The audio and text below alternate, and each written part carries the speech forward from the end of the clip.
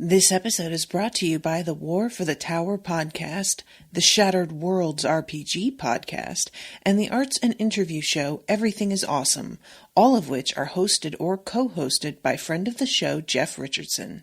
Search for them on your podcatcher of choice and tell them Unspoiled sent you. This is an Unspoiled Network podcast. This is Some Spoiled, a Song of Ice and Fire. 2. The co-host Switcher. Ooh. The rereading. Return to Westeros HBO Spoiler Edition. Uncut, uncensored, and too hot for television. These are chapters 71 and 72, Catelyn and Daenerys. In these chapters, RoShawn asked me, what happened to Miri Mazdur anyway? And I was all like, oh, I don't know what happens to Miri Mazdur. I can't believe I forgot what the fuck happened to her.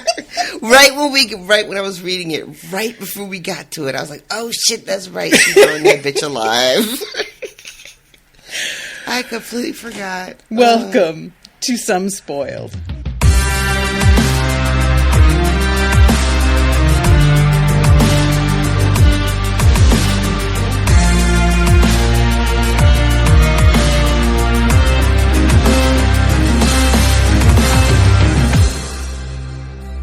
Monsters are dangerous, and just now kings are dying like flies. I am the king!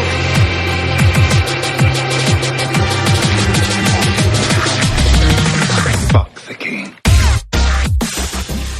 Welcome to the show, everyone. I am Natasha. I am RoShawn. That was my husband, Steven, and our cat, Bibbles. Bibbles. So yeah, you had forgotten. I just couldn't stop laughing. When you asked me that, I just it took everything in me not to be like, bitch, are you serious? And I went right into the spoiler chat and I was like, I can't handle her in her memory. I don't know what to do. She forgets key shit. But it's great because it's I get sort of a genuine unspoiled experience from you a little bit, you know? I feel like I got a cheat code somewhere. Oh, yeah, I had forgotten completely that's what the fuck happened to that bitch. And it's insane. How could I forget that? Mm-hmm. Y'all, I'm telling you, my fucking memory is garbage. I have enough to barely function as an adult. Mm-hmm. That's all that I have. Everything in me goes to being able to be a full-time employee. I got nothing left for nothing else. Oh, so it's tragic. It is. But yeah, right before when we open to the Daenerys chapter and she's building the funeral pyre, right before the line, I'm like, oh, that's what it was. Which line? Right before it says that she is. Stop covering your mouth. Right before it says that her hands are bound and her feet are bound, but she hasn't been moved there yet. Gotcha. But yeah, y'all. So, and I hope you know what I know that. Actually, I don't know.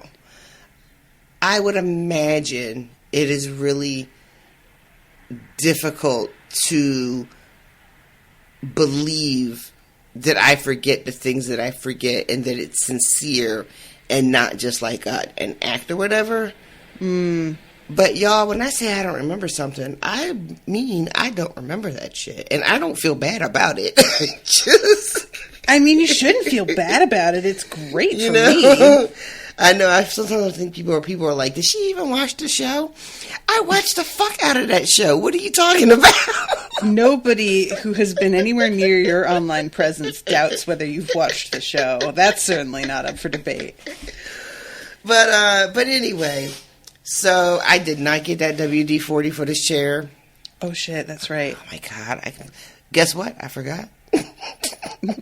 I gotta make a new bingo card where I put your chair squeaky in one of the squares. I am low-key resentful. I don't want to go out and buy WD-40 for this chair that is not even comfortable anymore. Oh, you know what? Somebody asked me for your Amazon wishlist link. I got to give that to them. I think I just got that the other day. Sorry, everybody. I'm super bad at replying to messages. It's embarrassing how bad I am. See, we all have our struggles. Memories, replying to messages. We're all just out here doing the best we can. Yeah, I think sometimes people get offended, and I just, I can't emphasize enough how not personal it is. I just today said, it's time for me to put up a note to remind people that I am ridiculous with getting back to you via Messenger. Mm-hmm. And because when I do pop in, there'll be 8 open chats, and I'm like, oh shit. Oh, I hate that. I hate that Facebook opens the chats on the desktop for you. Yeah. Yeah, I don't like that shit either. That shit is anxiety inducing. Yeah. All of a sudden, it's like you got a crowd of people on your screen yelling at you. Yeah, it feels like I know I'm not on camera, but it feels like I'm on camera, and that they can all see me sitting down, and they're all like, "Oh, but you're on Facebook though," and you just got in a comment war with somebody that took a half hour, and you were fine with that, and I'm just like, It's just like walking into a room with people that are all disappointed with you, and they're just showing up to work with a coffee in your hand. Oh my God! I overslept. Sorry, that's not what happened. I see you. Anyway, so I wanted to mention that, I've been using the Kindle version of the book. I've really just kind of completely moved over to ebooks entirely. And I've just resigned myself. I love the feel of a paper book, and I love holding a paper book in theory. But in action, holding a paper book when it's closed is lovely. Trying to read from a paper book, I find tiresome and annoying. Oh, really? Yeah, I just don't like it. And it's really hard to find the quote that I want and all this stuff. So I love that I can just type it into this thing. And it's like, here's 17 uses of the word. Oh, by the way, everybody was yelling at me because nuncle is evidently not an invention of George R. Martin. Oh, yeah. Is it an English word for my nuncle? Yeah, I saw some chit-chat about that as well on the old Facebook group. Yeah, a lot of people got at me about it. All right, everybody, I hear you. I stand by that it's stupid. I don't like it. But he didn't invent it, but it's fine. But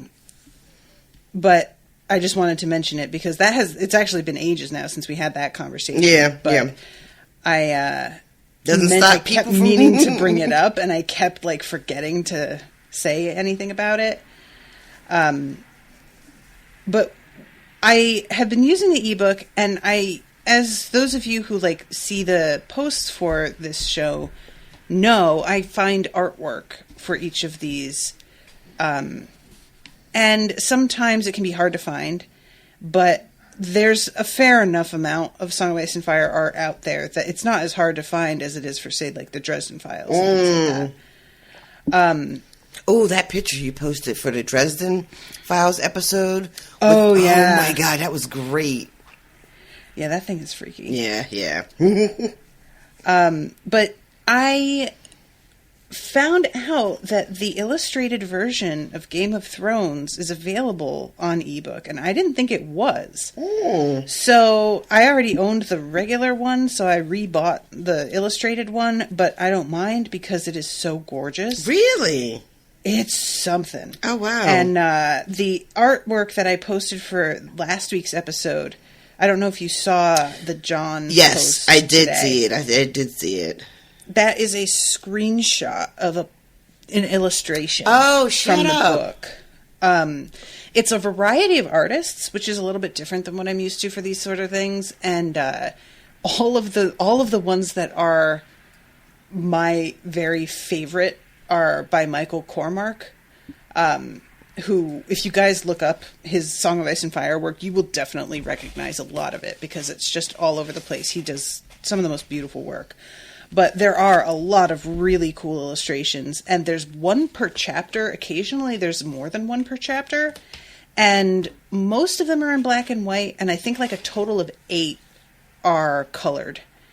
And they are just gorgeous. And I didn't realize, actually I'm kind of thinking that might not be true.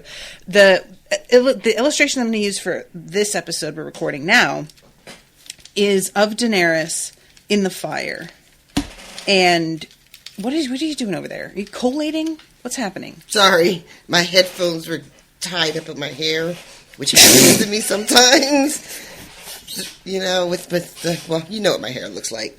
I had a little bit of a situation where it was like sliding off one side of my head. Oh, God.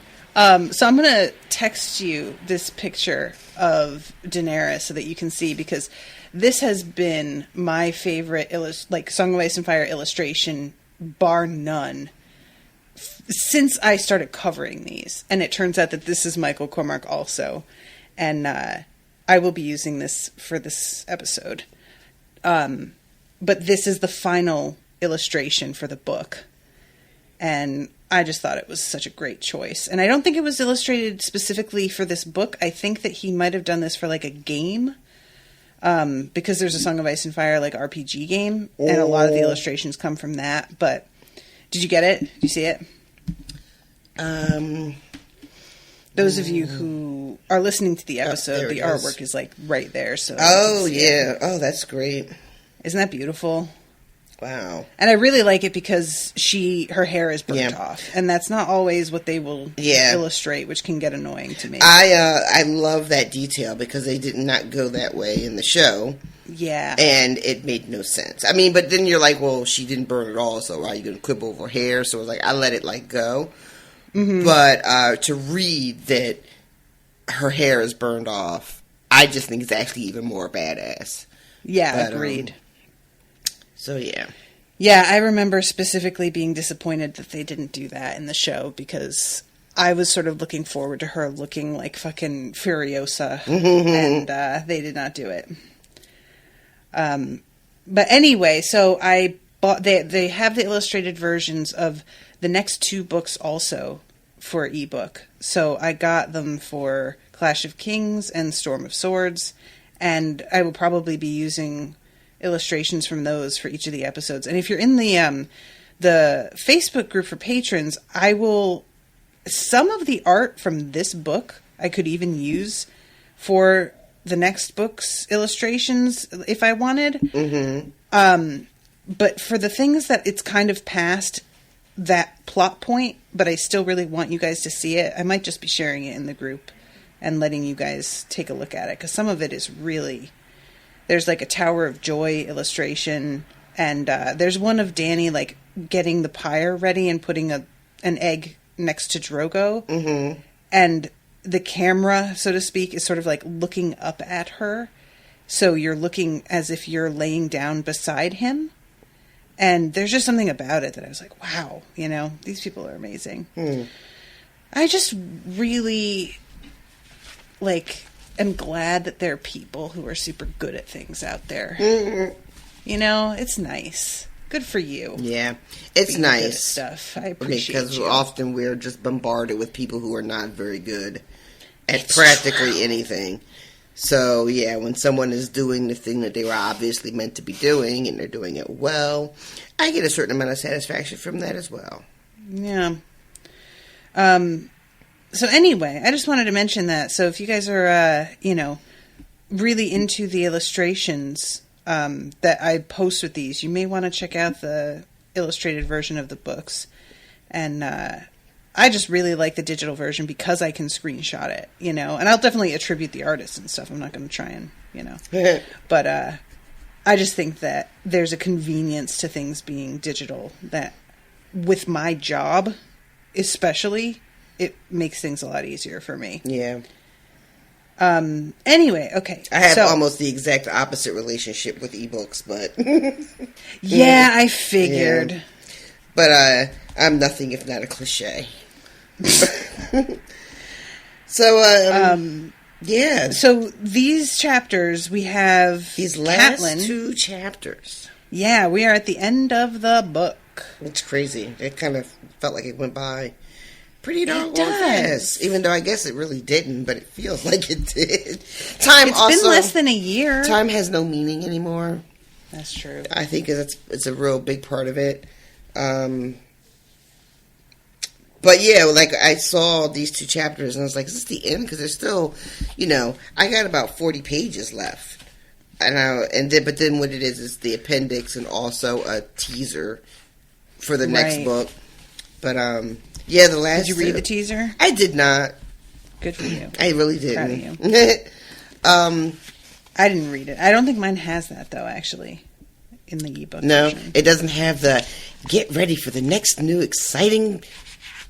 No, none of that. Yeah, so the last two chapters are both women POVs, which it doesn't necessarily have to be by design, but I kind of like that they get the last word here.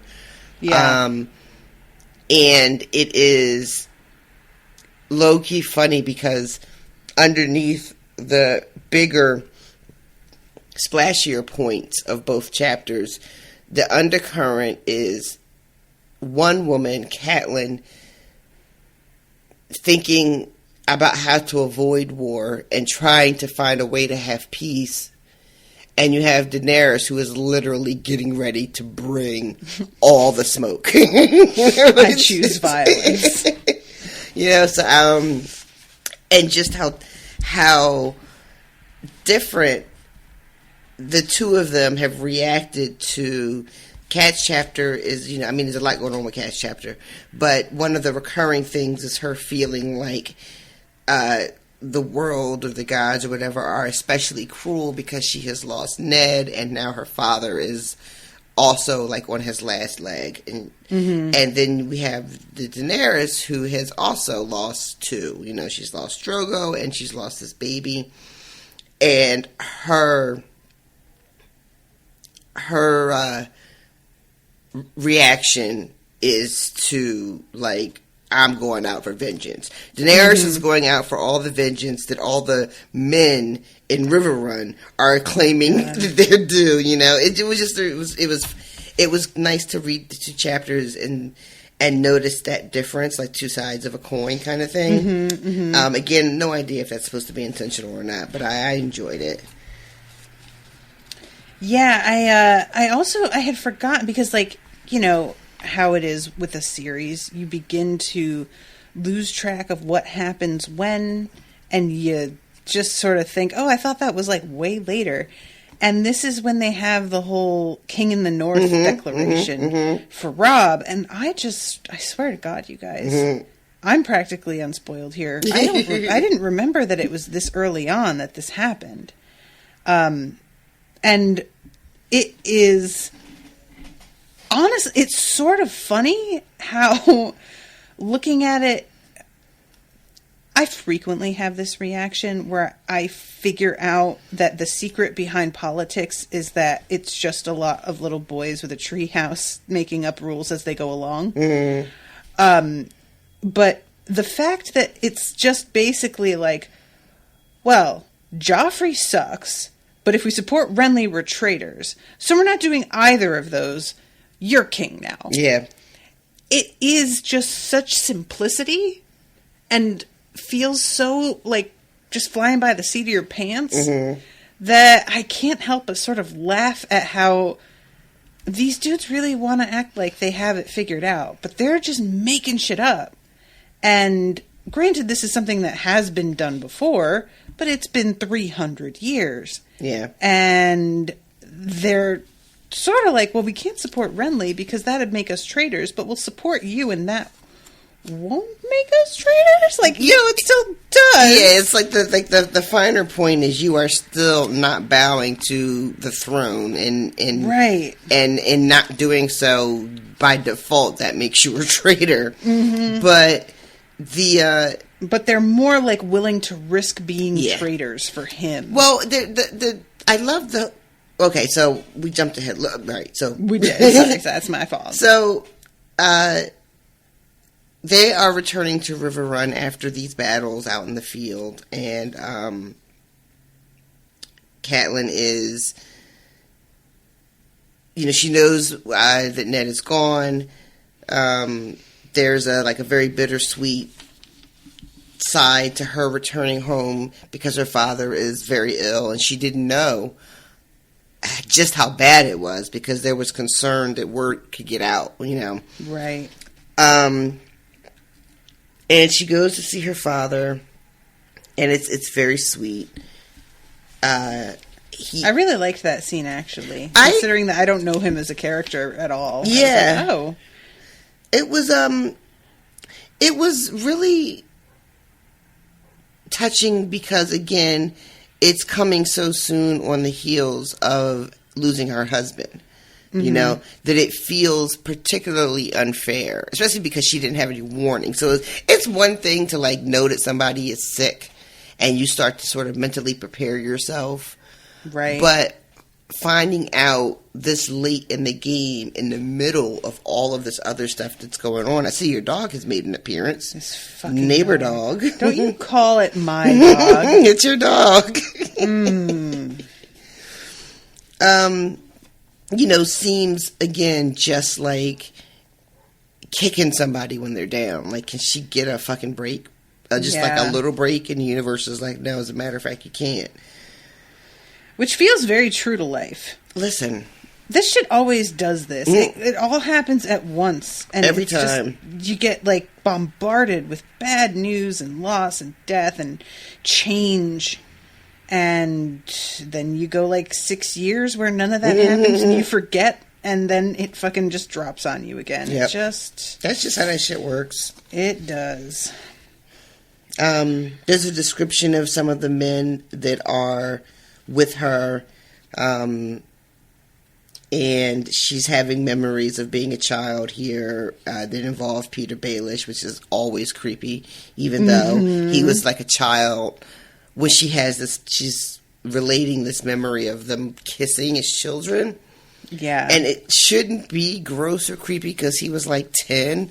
But when Lisa's like, he stuck his tongue in my mouth, I'm like, oh, you fucking dirty bird. What are you doing? Like, have you always been like this, Peter Baelish? Dirty bird. I don't know why that's so funny. It's just such a, like, I think it's just such a mild insult compared to what I had in mind that I was like, oh, is that it? Okay. I feel like I get that from some older people either in my family or in my TV. You think? Viewing ears, calling somebody a dirty bird. Oh, wait. What was it? Was that fucking... Is that from Misery? I never saw Misery. Did you ever read it? No. I know all the plot points. I'm wondering if that's where it's from, because, you know, she had that weird thing where she didn't curse. Well, maybe you don't know. But no, I do know that, yeah. But, anywho, circling back around before I get all off track. So, yeah, the scene with her father is, he's so happy to see her. Mm-hmm. He's so upset when he finds out Lysa has not come. Yeah. He is still mad at his brother for not marrying. What is that going on with the Blackfish? What is going on with the Blackfish? Why come he not getting married? Is he going to be gay? Is he a gay character? Is he going to be out? We going to have an out gay character in this book? I mean, we have some. You know what I mean. A new one. This guy in particular. I don't know. I'm trying to remember. Couldn't say. He showed up towards the end of the series, if I remember correctly. Yep, I'm trying to think if I can remember something. I can't. Well, whatever is going on with the Blackfish, Hoster Tully has not forgiven or forgotten. He certainly has. He is holding this grudge from what I can only assume is 20, 25, 30 years ago, when he wouldn't marry this woman that Hoster had for him. And, you know, we know that the marriages are very, you know, always political, so there is, like, great shame in him not holding up his end of the bargain. He shamed Hoster by, like, not following his command. You know, just, like, not a good look for your family, you know? But when he asked Kat, you know, well, has he married? Did he pick any wife? Like, just anyone? Yeah. Because at this point, it sounds like he's just like, well, just tell me this motherfucker got married to somebody. And she's like, no, and you know he never will. Yeah. And I was like, I don't know he never will. What do you mean? She wasn't talking to you, RoShawn. I know it. She should have been, though. So, I mean, it could also end up being like, I don't know, he had a great love that died, and now he's sworn off being married to anybody else. Sorry. Was that me? Lost track there.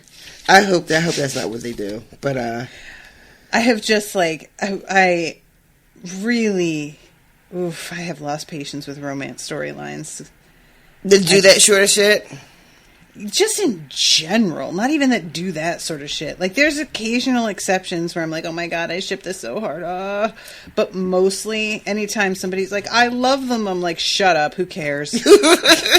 Get over it. Nobody else gives a shit. They're gonna die anyway. You're gonna die anyway. Natasha is not here for the romance. I don't like it. But she likes it in real life, though. Yeah, like, in real life... But in books, it's so frequently just like this lazy storytelling device where it's like, we're going to introduce a romance so that we can have really artificial drama that's super easy to generate because people don't communicate with each other, trust one another, or listen to each other. Also, when you write it in a romance into a story, it becomes the great sort of motivator. You can excuse practically anything if it's done in the name of love. You know what I mean? Like, But, this is what I'm saying. I don't hate love. I hate it as a device. It's boring. It's tedious. And there's occasionally in, like, you know, movies and stuff, characters that have such chemistry that they can really pull it off. But most of the time, you don't really see those two people together and go, oh my god, the two of them. Mostly you're like, these two. These two again. You know, like, that's really the thing, I guess, is I want to believe that two people really care. And that's a hard thing to convince me of, whether it's in writing or on screen. So, yeah. Otherwise, I only care because maybe I like this character. And I want, like, them to be happy. Yeah. But it's not because I actually am invested in the two of them being together. It's just like, I want them to have a happy ending because I like them, you know? Anyway, nobody cares. Everybody knows I hate romance already. So her father eventually does agree to see the Blackfish at this point because, as he says, he's too sick to fight anymore. And when she tells the Blackfish, he's like, yeah, he's like, sure he is. He's going to start yelling at me about that marriage, and he is so right, because yes, he is going to be yelling at you about that marriage that you didn't follow through on. And then she goes back to where everyone is, and they're sort of like hanging out. Theon is telling stories that nobody cares about.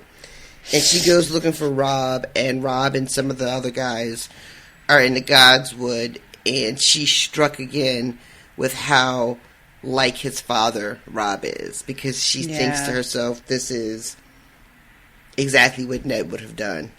Mm-hmm. And which is really, like, that's something that I have never really thought about, but, like, if you lose a partner and you had a child with them, your child will be exhibiting a ton of characteristics of your partner if they were raised with them, and probably will look like them. Yeah, sometimes even if they weren't raised by them. Yeah, true. And how, like, bittersweet that would be. Just, ouch. Yeah. Yeah, I don't know. Not to get us overly distracted, but there's a whole thing where if you sometimes you'll hear about single mothers, for example, that are raising children and then will begin to act out because the child reminds them so much of the absent parent. whether it's how they look or their mannerisms. Not everyone handles that with grace. Yeah, I can understand that. And I always used to think about that. Like, is it difficult? Is it difficult? Or some people just built to handle that better than others, Right. I was fairly lucky in the sense that my mom really didn't have a lot to say about my father when I was growing up. She didn't spend any time talking bad about him or bitching about him in front of me or my brother. She never said a bad word about him with an earshot. So I didn't learn about half of the shit my father pulled until I was an adult, because she was very cognizant of not wanting to poison us. Him, yeah, put her, what she considered her and his baggage onto us. But I've known people who, their mom would get mad at them and yell at them, oh, you're just like your father, and you're just like, damn, yeah, And this whole thing, like, I will admit to being a little bit irritated here, because she tells Rob that his grandfather wants to see him, and Rob is like, I'm sorry, that's going to have to wait. And then he goes and has this, 6-hour-long meeting. Yeah. And I'm like, man, you could have gone and seen him for 25 minutes. Yeah, exactly. And I get that Rob is doing this thing, too, where he's like the commander-in-chief. And he has to, a lot of that job is performative, Right. He can't be, I'm wondering if he's thinking he can't be like the grieving grandchild, right, in this particular moment, right? He's got to be, king of the North in this moment and attend to these greater, more pressing matters when, to your point, 10 minutes would have been nothing. And they literally just yelled at each other, for hours. It wasn't like it was a quick strategizing meeting. It was an ongoing debate where people left and came back. Right, yes. And I love, too... I'm sorry. Oh, no, go ahead, please. I was going to say, I love, too, that the sort of... wasn't like the big push for having to have this meeting right now is that Renly has declared that he's king, and that's why they have to meet right now. Yeah. Right. See, this is what I'm saying. And there is a part, and I'm going to try and find it because I think that I had it highlighted, unless it decided to totally not sync, which it looks like it did. But there is a thing where they are starting this meeting, and there's this guy who comes in. So there's the first dude who helped get her brother back, because she sees Edmure, by the way, which we have talked a lot about the Blackfish and her dad. Haven't mentioned Edmure. We sure haven't. He was very happy to see Cat. He's very sorry about this father. My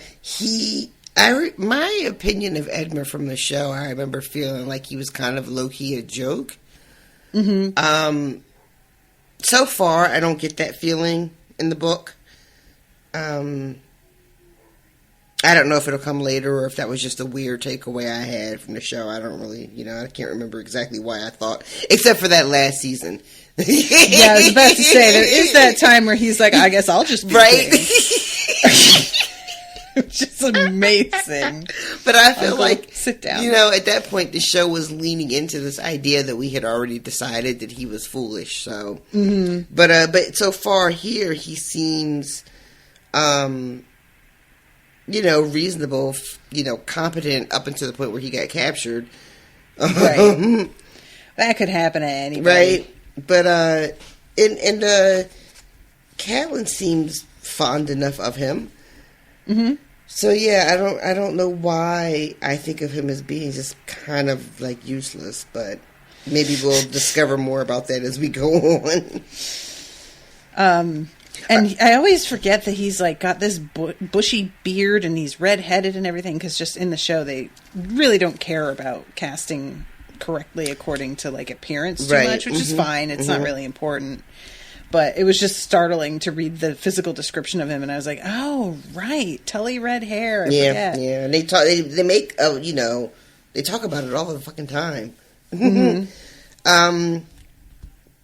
Are you talking about Carl Vance coming in? Is that who you were thinking of? No, I'm trying to find the spot because there's a guy who got Edmure back, and he is standing with the Blackfish at one point, and then later on when they have their meeting, this dude comes in and sees. Here it is. So the guy's name is Titos Blackwood. I don't think that that Austin sent me notes for this episode, but I might be able to look this up. But Titus Blackwood is the one who got Edmure back, and in the description of the scene when they set up for this meeting, it says, Carl Vance came in, a lord now, his father dead beneath the golden tooth. Sir Mark Piper was with him, and they brought a dairy, Sir Raymond's son, a lad no older than Bran. Lord Jonas Bracken arrived from the ruins of Stonehenge, glowering and blustering, and took a seat as far from Titos Blackwood as the tables would permit. Do we know what the deal is with these two? I don't think Titos Blackwood was he even in the show. I don't remember, to be perfectly honest. If he was, it didn't register. I just couldn't remember if we knew why the fuck they have a problem with each other. But that was definitely like specifically mentioned, and so I felt like I was missing something. Maybe there's just like a feud between the families that, that's ongoing. Because as you all know, it's been a long time since I visited this series, so there's probably lore out there that I have just completely forgotten about, and I make no apologies for that.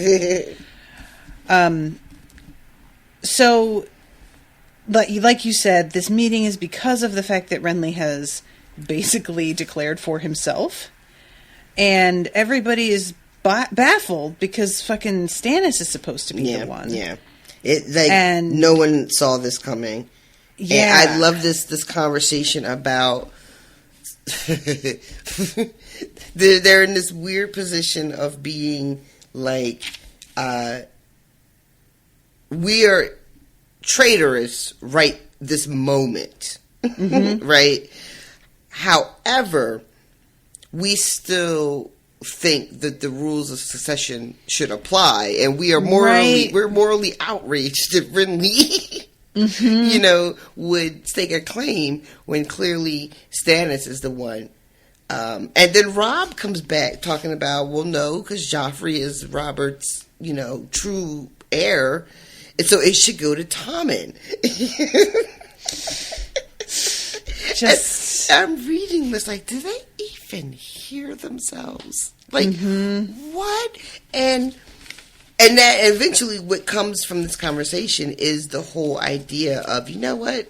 Why are we trying to justify who should be on the fucking throne, or whether it's fucking Baratheon or if it's one of the Lannister kids? Like, just fuck all of them, And it was for that reason, after the sort of convoluted conversation of about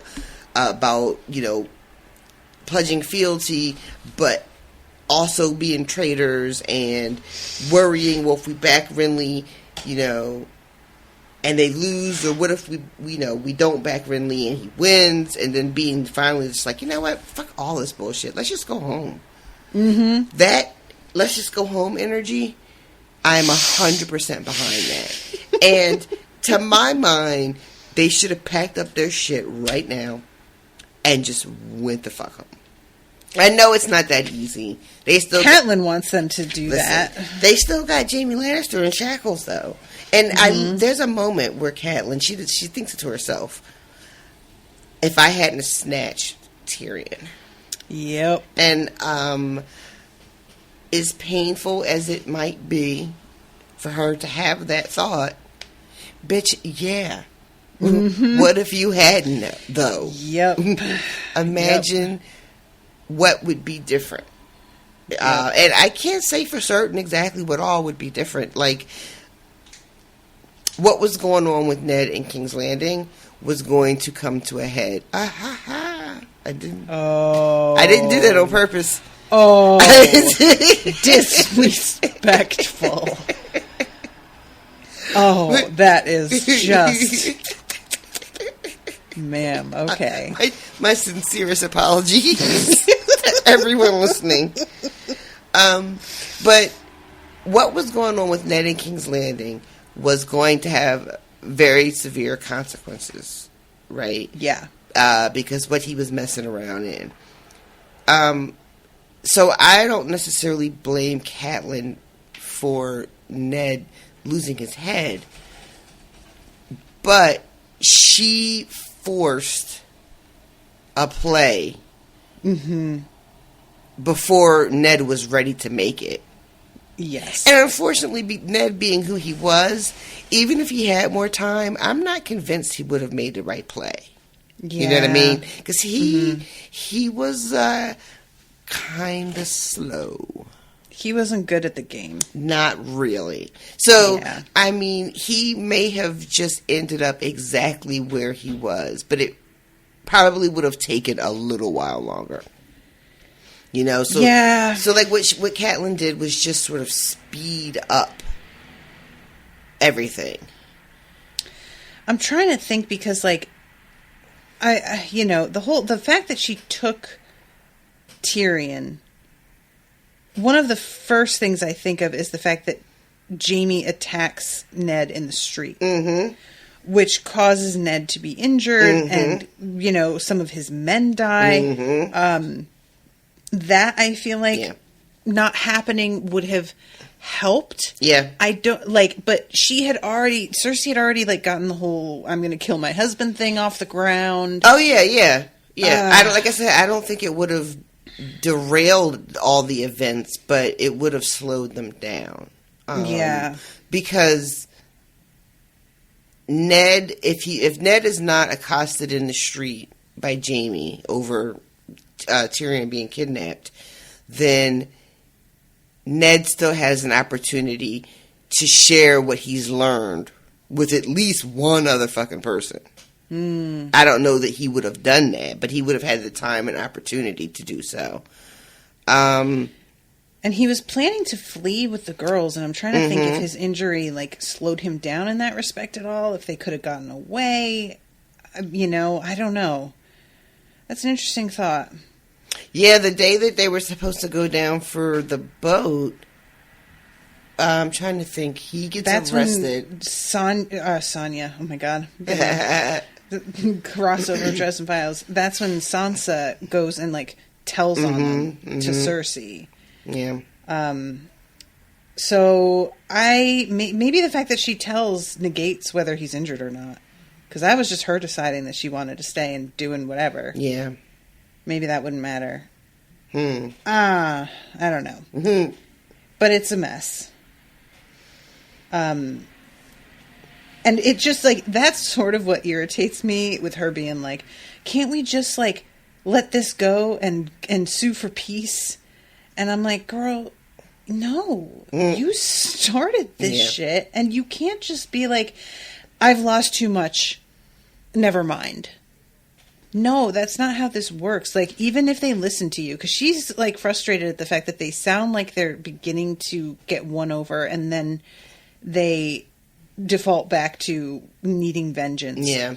There's a whole... And I just feel like that's not... Like, if they were to listen to her, it would make them look bad. That was one of the points that someone mentioned, is that, that makes us look weak, which it does. She's rightfully reminds them that, you know, she, to her knowledge, has 2 daughters that are still there, and that really she could give a fuck about all this other shit, right? Like, she's really just trying to get her daughters back, which I don't think is particularly realistic either. No. They don't care about daughters. Yeah, they don't care about daughters. I don't think anybody... Well, we know for a fact that they don't think Jaime for the girls is a fair trade. Right. So, I don't know. Catelyn is in a really... difficult position. And it's one of those things where, like, as I was reading her pleading, I was like, oh, yeah, this makes sense. And then the minute she was done, I was like, hold up. Wait a minute. You know? Like, the emotion of it is very persuasive. Mm-hmm. You know? I mean, who doesn't want everyone to go home safely? You know, she doesn't want to lose her son on top of losing her husband and losing her father and maybe never seeing her girls again, you know? Mm-hmm. All of that is completely reasonable on her end. However, yeah, it is not reasonable within the context of what is actually happening. And it's not reasonable within the context of her having started shit. Mm-hmm, mm-hmm. That's like that really, when you come down to it, is what I get irritated about, is that she decided that she was going to do this thing, and it turns out she doesn't have the stomach for what it meant, and she just didn't think it through. Yeah. And it just irritates me. And, like, you know, let him who is without blame cast it for... Like, I have done shit, like, I haven't thought through and then tried to take it back also. Yeah. God knows. But it's reading it, it's just really frustrating. Yeah. It's a particular cross that it feels like she is going to have to carry. I don't know how much more of this we see in her POV chapters, if there are more in the next book. I don't know. Mm-hmm. I don't know if that's going to switch, like, each book, different characters get POV chapters, or if it's going to be like, I don't know what that's going to look like just yet. Right. My assumption is that she will continue to have them. And I don't know how deep this guilt goes for her, you know? Like, she is not 100% responsible for everything that happened and went wrong. But she played a huge part in things going the way they went. Mm-hmm. And it's so funny because I keep waiting for another character to throw it in her face, but yet nobody does. Yeah, they aren't. You're right. You know? And that's probably because these people are better people than me, clearly, is what I'm telling you all. Well, I think that she outranks most of them, and so it's just not a smart move. Yeah, that's most likely it. How nice it must be to, like, have a position where people can't tell you how you fucked up. Right? Oh, to have power. It's probably a good thing I didn't get any. Nah. I'd be insufferable. No, it's not. I'd be insufferable. No, it's not. No, you wouldn't. You would just be insufferable at how constantly you, like, doubted yourself. And I would have to sit there and be like, no, that's a good idea, you moron. Well, in my distinct, encouraging way. With all this rank and power I have, I don't think you can call me a moron. What's the point of having it if you still call me names? I get privileges. Oh, I see. That's the being close to the throne. That's what you get. Oh, there's a great moment, too, when they're all like, oh, you're the fairer sex. That's why you don't want vengeance. Oh, God. She's like, put me in a room with Cersei and I'll show you how fucking gentle I am. I love that. I enjoyed it myself. Yeah, man. The whole idea of, like, women don't want vengeance. Sir, what are you talking about? Have you ever met a woman? Clearly you have not. Like, maybe we're quieter about it because we've learned that that's the way to accomplish it, but that doesn't mean we don't want it. Yeah. Anyway. It made me sad, too, at the end of the Catelyn chapter, is the person who gets kind of like the last word on putting the kibosh on Kat's, like, entreaty for peace, is her uncle. Oh, yeah. He is like, there's no good, you know, you can't have peace. Basically, he's saying you can't have peace with people like this. And then one of the other guys, I think it's Lord Bracken, is like, you know, meanwhile the mountain came and, like, burned all my shit up. Mm-hmm. which was a good reminder to me that, you know, Tywin has sent his men out to just wreak havoc. burning people alive. I agree. We needed that reminder because, like, you just get so caught up in the politics of it that you forget that there are people out there being, like, raped and murdered and all of their property being taken and stolen. Yep. And I would really feel a fucking way if they came and did that and then I found out that my rulers sued for peace with those people. Yep. I'd be like, excuse me? Mm-hmm. So, I appreciated that as well. And so then they start arguing and yelling again. Yes, exactly. And there's so many people here in this fucking hall, you guys. There's so many people. And there's a fray up in the mix, which I forgot that he had sent a couple people. These aren't the people that he sent with Rob. They are, but they're not like the squires. This is the contingent that he sent to fight with Rob. And what does he say to make me laugh?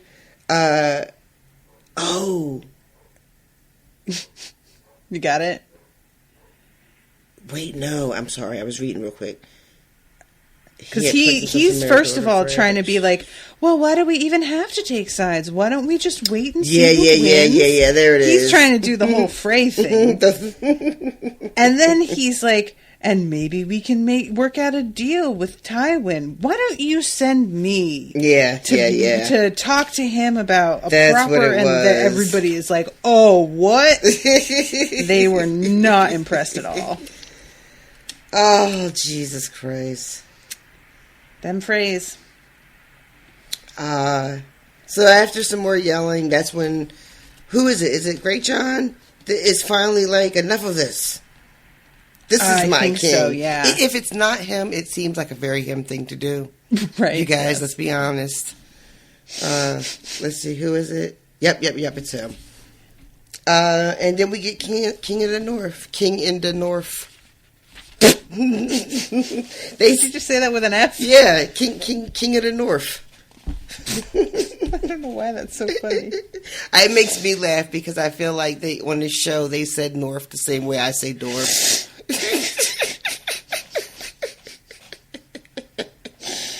Oh, that's funny. So yeah, like this is the kind of thing where. How do you feel about the whole King in the North thing? Do you think this was a good call? What would you have advised if you were in this meeting? Oh man. Well, I said earlier that, quite frankly, I like this idea of King in the North, but I would want to go home at this point. And if King's Landing or the Lannisters or Renly or whomever thought that they wanted to bring that action up to me in Winterfell, they could try it. Now, I understand, too, though, the problem with that is that, and I don't know if this really comes up in the story, but I feel like it has to, they still have the girls in King's Landing. And if they just retreat to Winterfell and run their shit as King of the North, are they just abandoning the girls? Or, like, what, because my thing is, Ned is gone. Mm-hmm. You're about vengeance. You want to have Joffrey's head, which is why they continue to be out in these streets fighting. Right. Because they don't want to let Joffrey just get away with having murdered Ned. Mm-hmm. So I'm torn. I feel like in some ways I'm agreeing a lot with Catelyn. But I guess if you're King of the North, then you are beholden to enact some type of vengeance for the great crime that was committed against you and your family, right? Like, you can't be king and let that shit slide. Right. So, I think King of the North is a good idea. Maybe it's too soon. Like, maybe continue. Well, you know what? I don't know. Because what's the point? If you're going to go after the throne for vengeance, and you have no intention of kneeling, then fuck it, yeah, call yourself King of the North. Like, the fuck does it matter? You know? I think...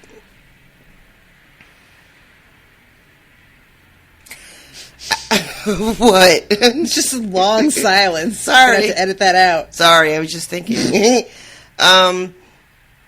Yeah, I guess it's just a matter of what are the odds of them accomplishing their goal, right? Which is to go to King's Landing, take Joffrey's head, and then just roll home to Winterfell. That doesn't seem to me like a reasonable plan. You know, they have no interest in taking the throne of the Seven Kingdoms, right? So they're not going to stay and occupy King's Landing, right? They don't have any interest in being in the South, so literally they just want to go cut off his head and then just go home and let everyone else fight over the Iron Throne. That doesn't seem very smart to me. See, this is why, were I in this meeting, I would advise for them to take up with Renly. I just think that's the smarter move here. Renly has enough backing already, and no, he doesn't have the claim. Granted. Mm-hmm. And, you know, I am not even trying to defend that, because he just really is like, you know what, I think I'll do it. Who recommends Renly? Somebody suggests taking up with Renly. I'm trying to find it's Jonas Bracken. Okay, yeah. Because some of them want to go to Harrenhal and like meet Tywin and fight.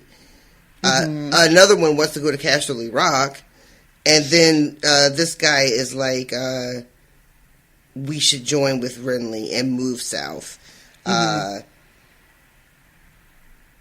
Yeah. And that's kind of like, for me, the whole thing about, like, he doesn't have the proper claim, it just isn't really that meaningful at this point. Who has the claim? I love that's the first thing Rob says during this whole meeting, too, is Renly's not the king. Yep. And really, at this point, that doesn't matter. I know that it seems important right now, but, Rob, it really doesn't matter. You got to do what's going to be good for everybody and what feels like the winning strategy here. And whether or not, like, Renly is the one who has the inheritance right, unfortunately, Stannis doesn't have the backing to take it from fucking Joffrey at the moment. And so you've got to play the cards that you have. And, you know, for me, if you went with Renly, I'm not even trying to say that Renly would be like a great king. I don't know if he would. But it would certainly unify everybody more quickly than fucking throwing a third king into the mix would at the very least. So here's a question. So Rob and them align themselves with Renly for this fight.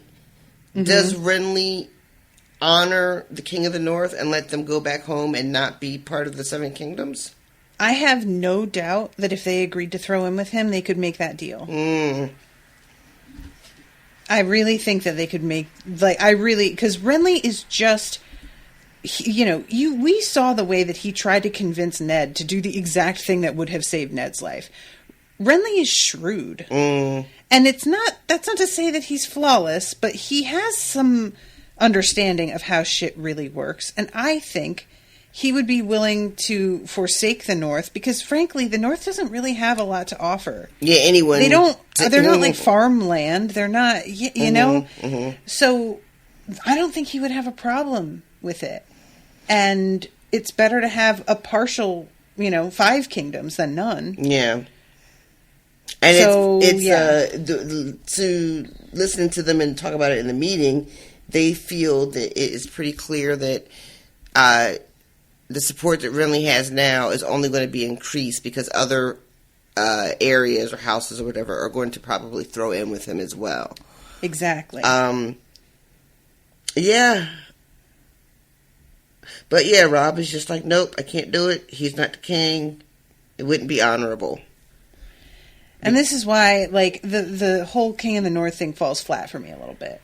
It wouldn't be honorable for me to, like, but I will just try and break off and do my own thing that hasn't existed for hundreds of years. Then the rules don't matter that much, do you? Like, then just, you know? I mean, I don't know. I don't think Ned Stark would have done the King of the North. He absolutely would have shut that shit down.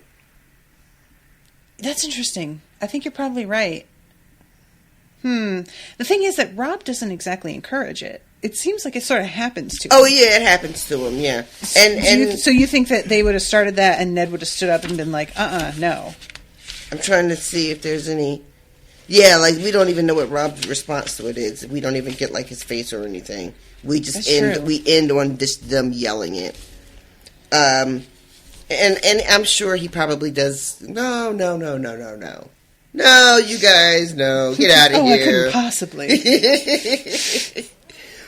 Be fucking pulling a Jon Snow in this bitch. Who? Me? King of the North? What? Get out of here. You really shouldn't have. I didn't even wear any. I'm totally unprepared. But yeah, no, Ned Stark is not trying to be King of the North. He would have taken this fight all the way back to King's Landing, say he were in Rob's position, and did try to do what we saw him try to do, which is sort of be a steward, or be like, you know, whatever you call it, to the throne until the kids become of age, you know, and then very willingly relinquish the power to whoever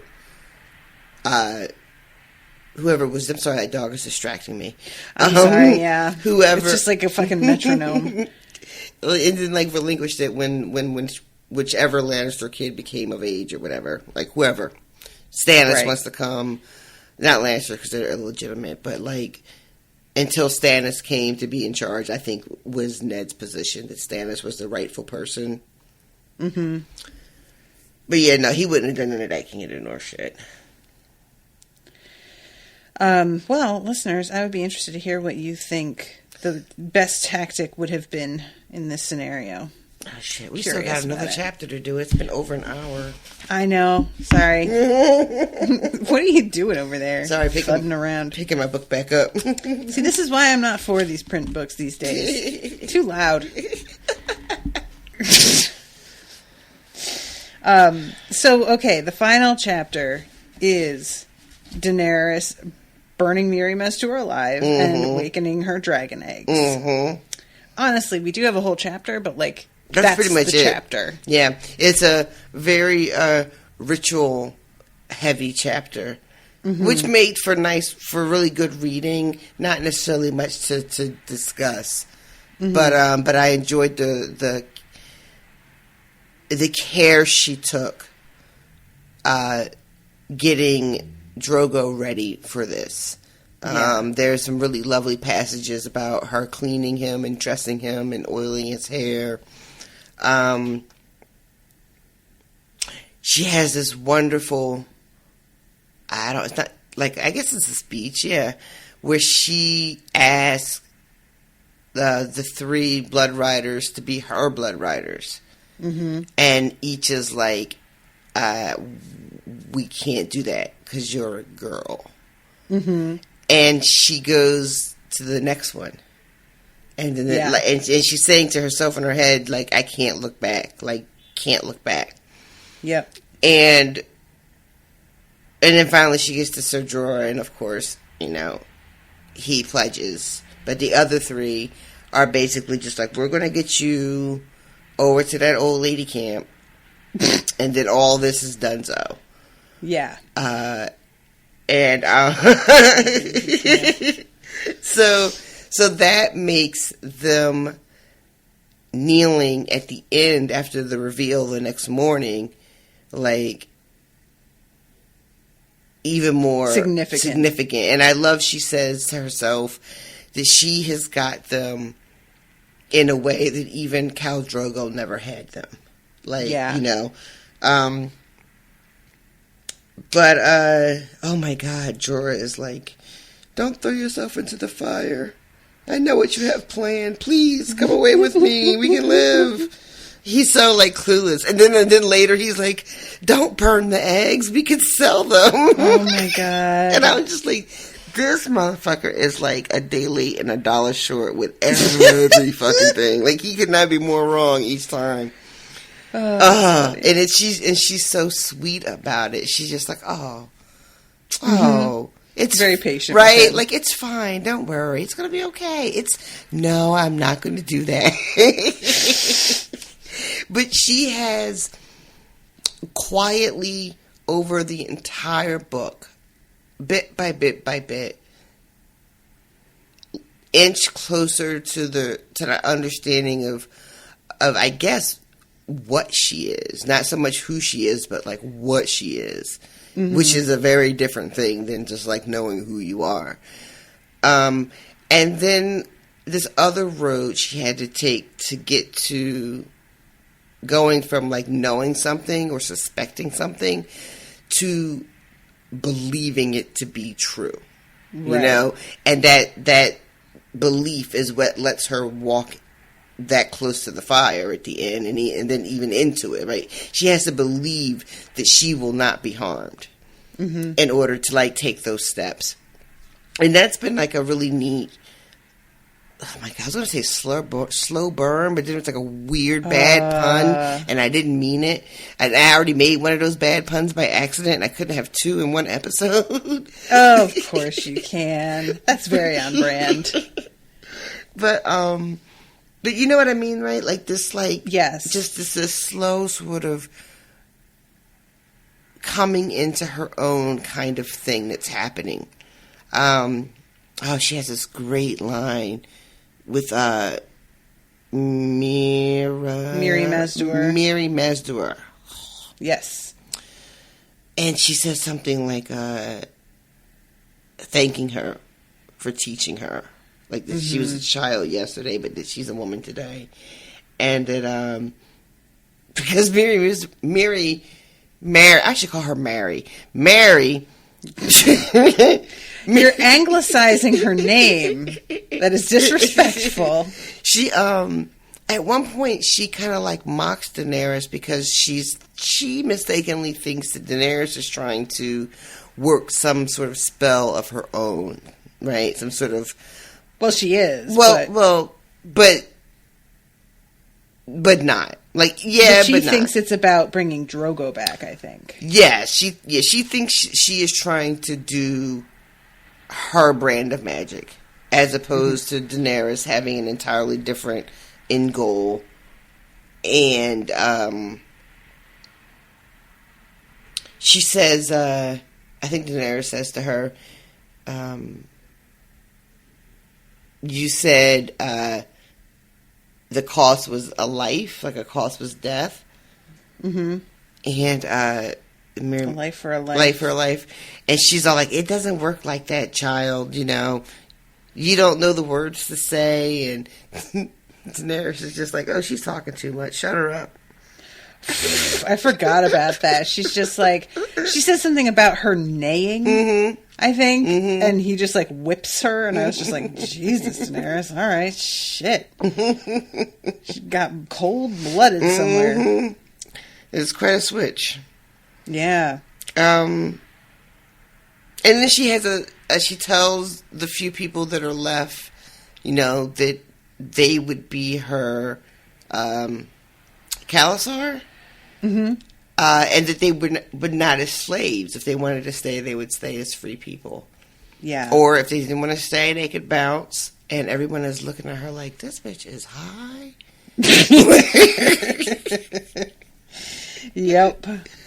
And yeah, so when you're reading it, I mean, you know, unfortunately, you know, having seen the show, I knew where this was going, right? Right. But reading it, it still was very exciting. Like, because you don't, like, I know what's happening, but when you're reading it, you don't know. So you're like, wait, what is she doing? Wait, is she walking into the fire? Is this bitch walking into the fire? What's she doing with those eggs? You know? And it's just like, because I don't think coming into this cold, there's any way to imagine it's going where it went. You know? That's what I was trying to remember, is whether or not I like had an inkling of what was fucking going on here. And you can go back and listen to see whether Brendan does, and I can't remember if he figures it out. I feel like he did. Brendan went through a lot of this series with total, like, unsurprise in a very irritating manner. So he probably did, but I honestly can't remember reaching back into my mind what I thought was going on here. I read something recently, I don't remember where or what context, but basically someone was saying that they knew the eggs were going to hatch because otherwise, why were they even introduced? Right. And I get that. Like I 100% get that. But that was not my experience. Got you. Yeah. That might have been the way that his attitude was, you know? Because the whole point of doing Unspoiled with these books was wanting to see the shock of the twists. And he was very disobliging about that. No. He saw a lot of the twists coming. Like, Ned's death didn't surprise him. The Red Wedding didn't surprise him. It was very frustrating. Really? So, yeah. It wasn't as satisfying, for example, as the Mad Eye Moody reveal with you, where you genuinely freaked out and wanted us to build a wall and start the Inquisition, which was I felt delightful. the way. I felt the real way about that Mad Eye Moody bullshit. But yeah, so it's hard for me to recall because I feel like my memories of my reading are tainted with the memories of how he reacted. But yeah, and I really do love the weirdness of the ritual and the fact that there isn't a spell, so to speak, but it still is a spell. You know, she's sacrificing this woman. And there are technically 3 bodies on the pyre. There's the horse, there's Drogo, and then there's Miri Mazdur. I don't know if that's significant at all. Like, to the fact that there are also 3 dragons. Because, you know, one of the dragons she names Drogon.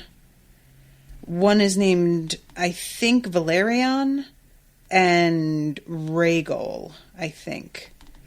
Everybody's yelling at me if I got those wrong. Sorry. But so there's one that's named like a similar name to what she was going to name her son, a name similar to her late husband, and a name similar to her brother. And I don't know if that's like necessarily meaningful or related to the fact that there's 3 bodies, or if it's just the number 3 is just significant, and so you just tend to read into that. I don't know. And the positioning of them, like when she is found the next day, she has Rhaegal and Viserion in her arms, like suckling at her breasts, but Drogon is the one that is around her neck. Which, for me, feels like a power move. You know? But, I don't know. I like the idea of the symmetry between the 3 bodies and the 3 dragons. I hadn't really considered that. But I like that. I can't tell because of the fact that, like, Miri Mazdur is the only one who is still alive when she lights the pyre. So I don't know if that has an effect or if that's significant at all. I don't know. I think one of the things, too, about, you know, when you talk about magic in this kind of way, right, the ritual is there for, like, the structure, but it's your intention that is really moving everything. True. You know? I have to mention... She's talking to Sir Jorah, and she's just like, princess. Oh, I love that. I forgot all about it. But instead of just coming right out, being like, you should call me queen, She's like, so you served my brother, right? And he was supposed to be king, right? And now he's gone and I'm the heir, so, but you still call me princess, though. I love this because I completely misunderstood because what she says is, why do you call me that? And I thought we were about to have a whole, like, I am not a ruler. I don't understand why you, and I don't know why I thought she would ever still be in that headspace at this point, but I did. So when she's like, I'm pretty sure I'm a fucking queen, you jag, I was like, oh shit, okay, sweet. Yeah, that's good stuff. Good for you, girl. Yeah, and that's he's talking about, like, you know, I'll take you away. You don't have to go to Dash Kaleen. We can go visit all these great cities. And we find out that's, again, he's worried that she is just going to set herself on fire, which she kind of low-key did, but he completely misunderstood the point of all that. And listen, he doesn't believe in magic. I can't blame the man. This is after everything is done, and the scene with her heading towards the pyre and walking closer and closer to the flames, it's pretty intense. And you have Mary Maz in the background, just like, first she's singing defiantly, and she tells Daenerys that you won't hear me scream. And Daenerys is like, okay, first of all, I will. But two, I don't even care. That's not what this is for. So good. I don't need your screams, I just need your life. But, it's not that she's having hallucinations, Daenerys, but she's having some really intense feelings.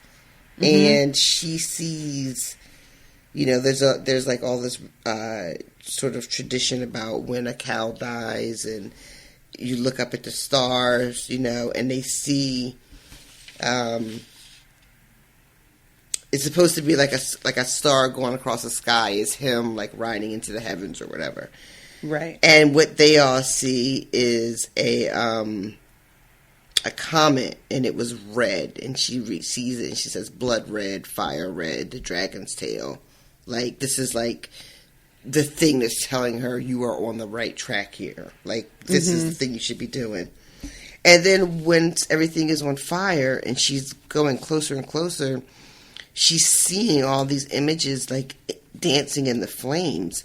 And at one point she says that the flames are like the women who danced at her wedding. And then she says, this is a wedding too. And I'm just like, good God. Right? Yeah. Yeah, I had actually forgotten, as you say, how intense this is. But it was a pleasure to reread it. Yeah.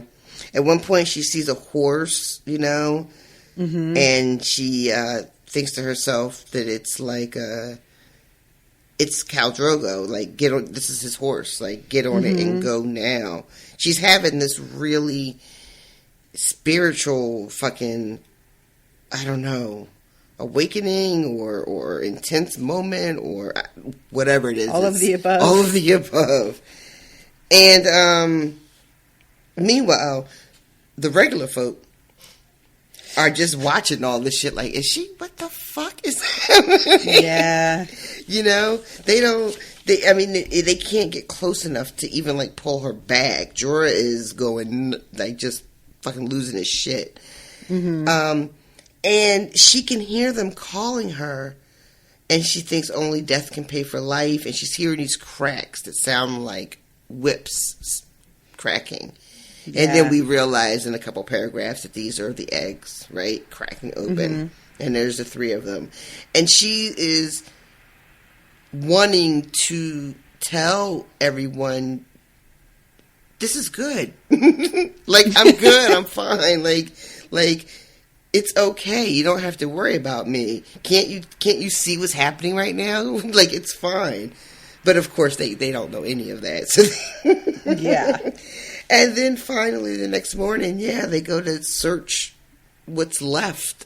You know, all this ash and rot. And there she is. Completely unburnt. All her hair is gone. And she's got 3 fucking dragons. Yep. I got chills, y'all. I did. I knew it was coming, and I still got chills reading it. I really like the, is it the very last line, I think? Yeah. The other two pulled away from her breast and added their voices to the call, translucent wings unfolding and stirring the air. And for the first time in hundreds of years, the night came alive with the music of dragons. Yeah. What a great final line. Yeah, it's really good. It's really good. And I can't remember. I don't remember a lot, but I remember that moment of the TV show. Yeah. And just being like blown away. Just like, what the fuck even is this show doing? just completely gobsmacked. It was great. It was a great moment of television, and it was a even better chapter to read. Yay! Yeah, so that is the end of the book. So we're going to go into Clash of Kings with the same number of chapters per episode, same 2 chapters. Eventually we may even drop down to 1 chapter, but for now I think we can do 2, and that's fine. And like I said, I'm going to keep I have the illustrated version. I'm really looking forward to reading along and see, because I had to weirdly flip through the Kindle version to see all of the illustrations, and it was really time consuming and awkward. But, and meanwhile, there's a fucking website that has all of the illustrations in a row that I could have just gone to see. There you go. But I'm not smart, so that isn't what I did.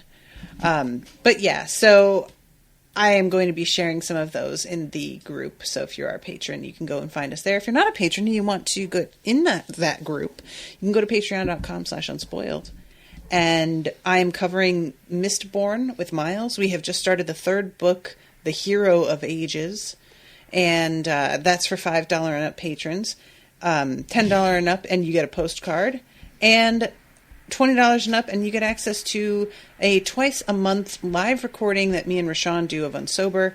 And this Saturday, we are having our next one, which is covering Season 2 of The Circle. And that also goes up as a listenable podcast episode, but you can go and watch it even after it's over if you like. If you want to feel like you've got some company, having a night in, just want to chill, want to watch 2 charismatic, riveting characters on your screen.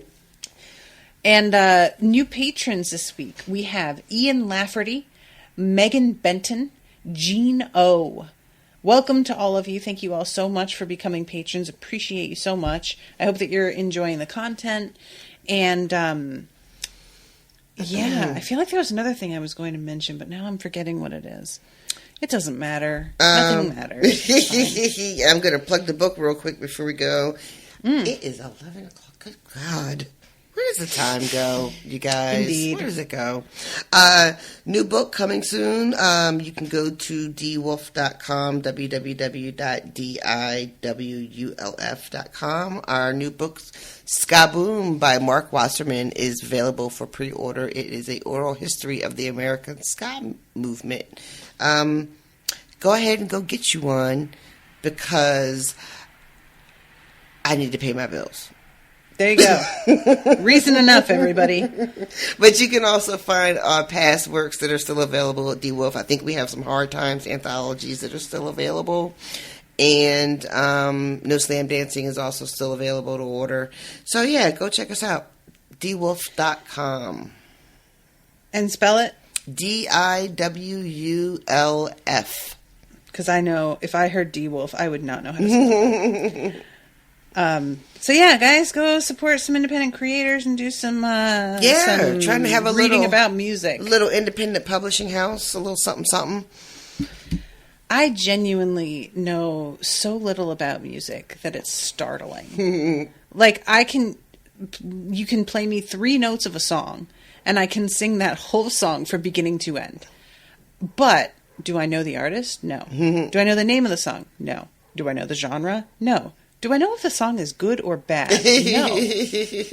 I have no frame of reference for any. This just kind of came to the fore over the weekend, and Owen and I were listening to something. And, you know what it was? It was an episode of Steven Universe, and there's this song, like, a lot of the music in that show I really like. But there's a song that Yellow Diamond sings, What's the Use of Feeling Blue? And it was like, I sat there and I was like, with this look on my face, and everyone was like, what's going on over there? And I was like, is this song bad? And he was like, I think so. I was like, okay, I'm really glad that you said I think so, because you aren't sure either. And obviously music is so subjective. You can't say, that's just a bad song and really like be correct. Right. Black Eyed Peas notwithstanding. But drive by Black Eyed Peas slander. Good Lord. Look, I love me some bad Black Eyed Peas music, but I'm not trying to play. But I just don't like, there is so much out there where people make decisive commentary about music, and I just genuinely have no idea if they're right or not. It's not even like I'm trying to argue or I don't agree. Right. I don't even know if I agree. Right. I got nothing. So what I'm saying is I should probably go read about the history of ska in order to get some sort of frame of reference for anything.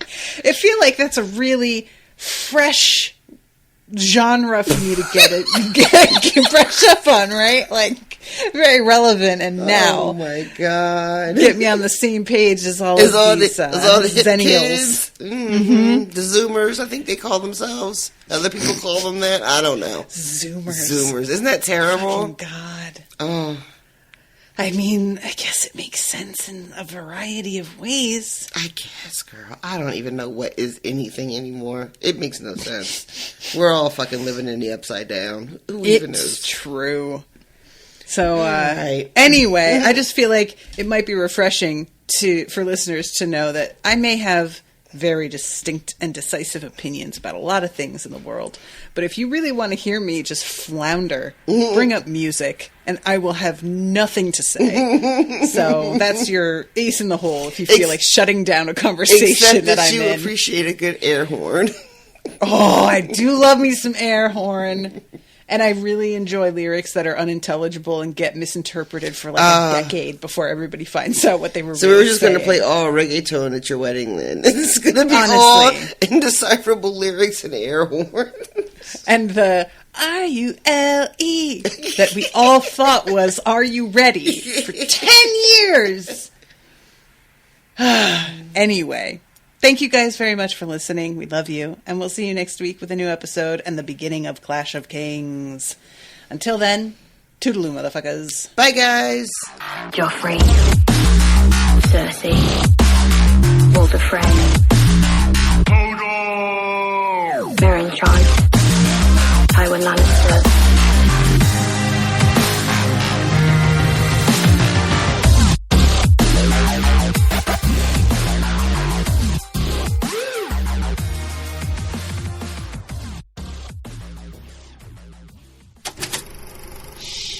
That was an Unspoiled Network podcast.